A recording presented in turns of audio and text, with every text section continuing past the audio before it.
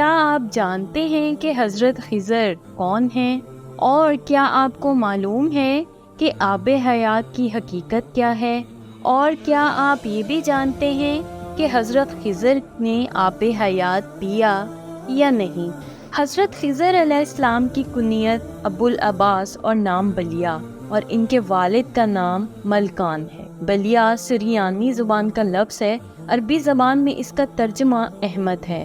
خضر ان کا لقب ہے اور اس لفظ کو 3 طرح سے پڑھ سکتے ہیں: خاضر، خضر، خضر۔ خضر کے معنی سب چیز کے ہیں، یہ جہاں بیٹھتے تھے وہاں آپ کی برکت سے ہری ہری گھاس اگ جاتی تھی، اس لیے لوگ ان کو خضر کہنے لگے۔ یہ بہت ہی اعلیٰ خاندان سے تعلق رکھتے ہیں اور ان کے آباء و اجداد بادشاہ تھے۔ حضرت خضر علیہ السلام حضرت ذوالقرنین کے خالہ زاد بھائی بھی تھے۔ حضرت خضر علیہ السلام حضرت ذوالقرنین کے وزیر اور جنگلوں میں علمبردار رہے ہیں۔ یہ حضرت سام بن نوح علیہ السلام کی اولاد میں سے ہیں۔ تفسیر ساوی میں ہے کہ حضرت ذوالقرنین حضرت ابراہیم خلیل اللہ علیہ السلام کے دست حق پرست پر اسلام قبول کر کے مدتوں ان کی صحبت میں رہے، اور حضرت ابراہیم خلیل اللہ علیہ السلام نے ان کو کچھ وصیتیں بھی فرمائی تھیں۔ تو اس سے یہ معلوم ہوتا ہے کہ حضرت خضر علیہ السلام کا دور حضرت ابراہیم علیہ السلام کے دور کے فوری بعد کا ہی ہے۔ اس میں کچھ علماء نے اختلاف کیا ہے،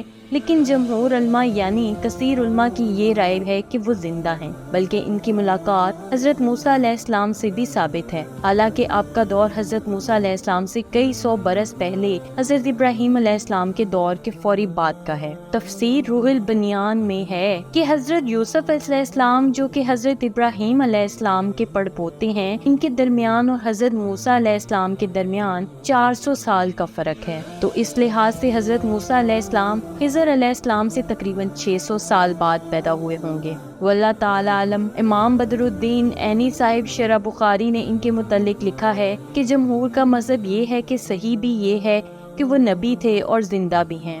خدمت بحر یعنی سمندر میں لوگوں کی رہنمائی کرنا انہی سے متعلق یعنی انہی کے سپرد ہے، اور الیاس علیہ السلام بر خشکی میں ہیں۔ اسی طرح تفسیر خازن میں ہے کہ اکثر علماء اس پر ہیں، اور مشاہیر صوفیہ اور اصحاب عرفان کا اس پر اتفاق ہے کہ حضرت خضر علیہ السلام زندہ ہیں۔ شیخ ابو عمرو بن اللہ نے اپنی فتویٰ میں فرمایا ہے کہ حضرت خضر جمون علماء و صالحین کے نزدیک زندہ ہیں۔ یہ بھی کہا گیا ہے کہ حضرت خضر و الیاس دونوں زندہ ہیں اور ہر سال زمان حج میں ملتے ہیں۔ یہ بھی اسی میں منقول ہے کہ حضرت خضر نے چشمہ حیات میں غسل فرمایا اور اس کا پانی بھی پیا۔ اسی طرح تفسیر ساوی میں ہے کہ حضرت خضر علیہ السلام حضور خاتم النبیین کی زیارت سے بھی مشرف ہوئے ہیں، اس لیے یہ صحابی بھی ہیں۔ اس طرح حضرت عمر بن عبدالعزیز رضی اللہ تعالیٰ عنہ سے بھی ان کی ملاقات ثابت ہے، اور حضرت خضر علیہ السلام نے ان کو نصیحت بھی فرمائی تھی کہ اے عمر رضی اللہ تعالیٰ عنہ، اس بات سے بچنا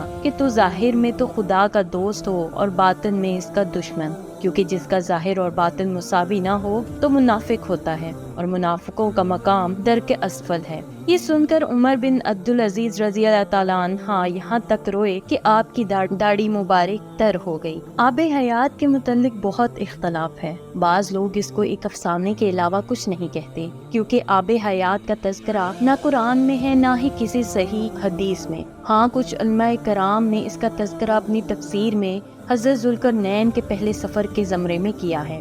حضرت ذوالقرنین نے پرانی کتابوں میں پڑھا تھا کہ سام بن نوح علیہ السلام کی اولاد میں سے ایک شخص چشمہ حیات سے پانی پی لے گا تو اس کو موت نہ آئے گی، اس لیے حضرت ذوالقرنین نے مغرب کا سفر کیا۔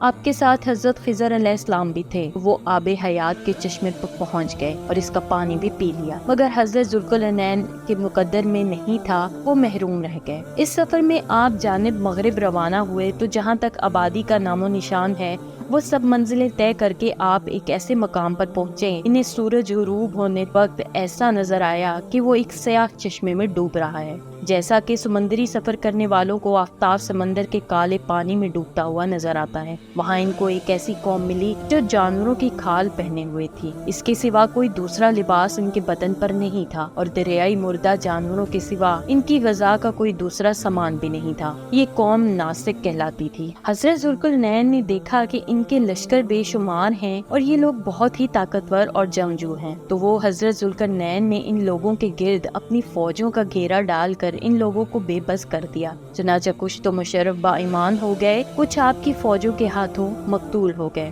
اسی طرح تفسیر خازن اور شیخ ابو عمرو بن صلاح نے اپنی فتویٰ میں فرمایا ہے کہ حضرت خضر اور الیاس جمہور علماء و صالحین کے نزدیک زندہ ہیں اور ہر سال زمان حج میں ملتے ہیں، اور یہ کہ حضرت خضر نے چشمہ حیات میں غسل فرمایا اور اس کا پانی بھی پیا تھا۔ بس آب حیات یا چشمہ حیات کی اتنی حقیقت ہی کتب میں لکھی ہے، مگر اصل حقیقت تو اللہ ہی بہتر جانتا ہے۔ اس طرح کی مزید معلوماتی ویڈیو دیکھنے کے لیے دیکھتے رہیے ہمارا چینل معلومات۔ میرے چینل کو لائک، سبسکرائب اور شیئر ضرور کیجیے، اور ساتھ ہی ساتھ بیل آئیکن کو بھی دبا دیجیے۔ شکریہ، اللہ حافظ۔